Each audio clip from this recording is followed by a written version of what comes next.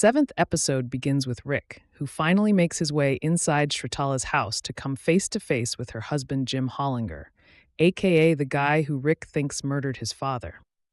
Rick's pal Frank plays the role of big shot movie director who wants to cast Shratala in and breaking his sobriety to order a whiskey. Rick pulls Jim aside to give them some privacy, and they retire to Jim's den, where Rick admires old photos of Jim with local dignitaries. Jim says Thailand has been good to him over the years, and if someone got in his way, Rick asks, "Lots of ways to take care of that," Jim smiles. Jim says he has 2 daughters with Shratala, and Rick grumbles, "If you don't have a happy childhood, you don't have much, right?" He reveals that he first heard Jim's name at age 10, when his mother was dying. He brings up the name Gloria Hatchet, but Jim doesn't recognize it. Rick accuses Jim of having his father killed over a land deal. "I never got to meet him because you're a fucking piece of shit." He pulls out the gun Frank gave him and points it at Jim's head, telling him, "You ruined my fucking life." And it's kind of funny how in the other room, Frank and Shratala are giggling and drinking, watching her old movies, blissfully unaware. Rick puts the gun down, but he steps menacingly towards Jim, acting like he's going to swing at him, but he stops himself. Instead, he pushes Jim backwards so he crashes to the ground, hitting his head on the floor, and Rick runs off, grabbing Frank and beating a hasty retreat. Once they're safe, Rick tells Frank that he had built Jim up in his mind for years, but he's just this pathetic, frail old man. He feels like he got closure now, and he and Frank decide to party hard, hitting a Bangkok sex club and bringing girls back to a hotel room for drinks and drugs, and Rick just sits wearing a serene smile. After learning that Jacqueline slept with Valentin behind her back and lied about it, Laurie is still fuming as the 3 ladies head to dinner, guzzling Rose and needling Jacqueline with passive-aggressive digs. Jacqueline doesn't understand why Laurie is so bothered, and when Kate takes Jacqueline's side, Laurie brings up how Jacqueline hit on Kate's husband Dave at her wedding. Jacqueline thinks Laurie just likes to play the victim. If you always choose the short stick, is it bad luck? Or are you doing it to yourself?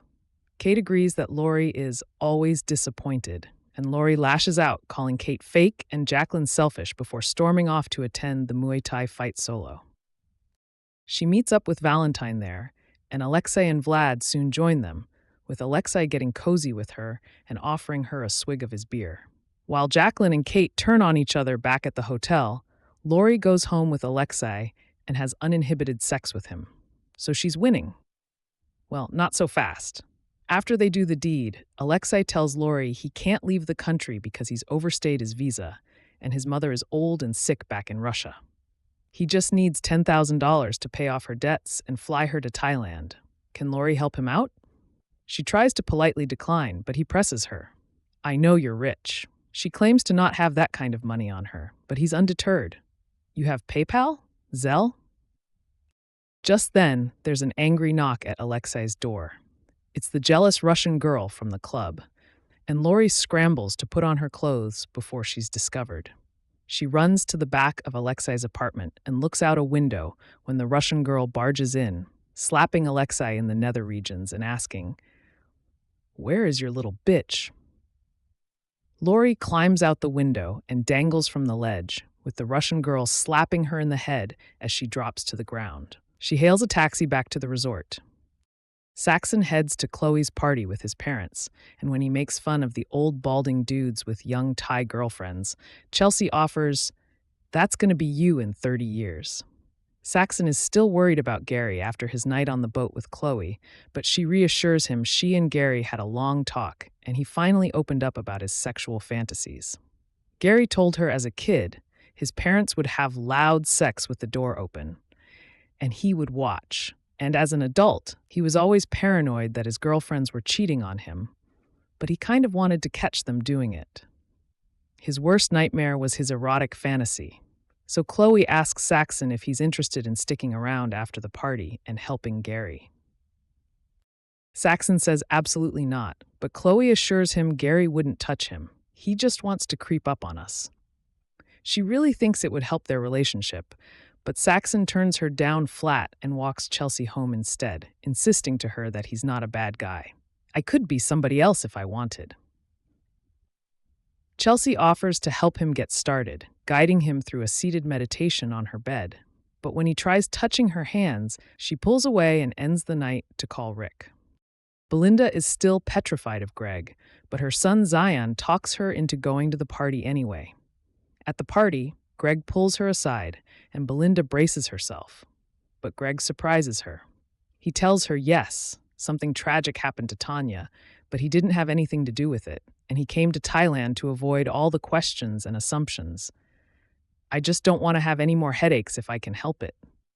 Tanya used to talk about Belinda, he reveals, and she felt guilty about not opening that spa with her. So he's decided to offer Belinda $100,000 and hopes that if she accepts it, she can let him spend his days in peace. Belinda calls the offer very generous, but she tells Greg she needs time to think about it, grabbing Zion and ditching the party.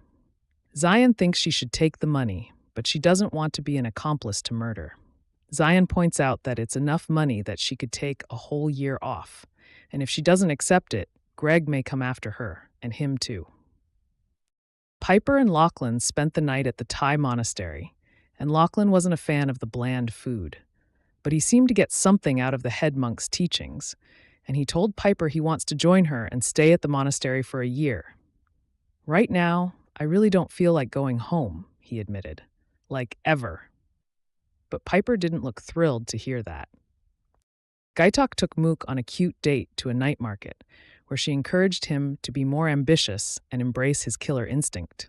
Then at the Muay Thai fight, Gaitok scanned the crowd and spotted Valentin with Laurie, Alexei, and Vlad, and recognized Vlad as the driver from the jewelry store robbery in episode 2. So Vlad and Alexei were the robbers, and Valentin distracted Gaitok at the gate to get them inside. Timothy is still woozy on Victoria's pills, and he felt even worse after Saxon demanded to know what's wrong, telling his dad that this job is all he has. If I'm not a success, I'm nothing. And I can't handle being nothing. That, coupled with Victoria's statements last week that she couldn't handle being poor, led to Timothy reaching for the stolen gun and contemplating a family murder-suicide. But when he looked, the gun was gone.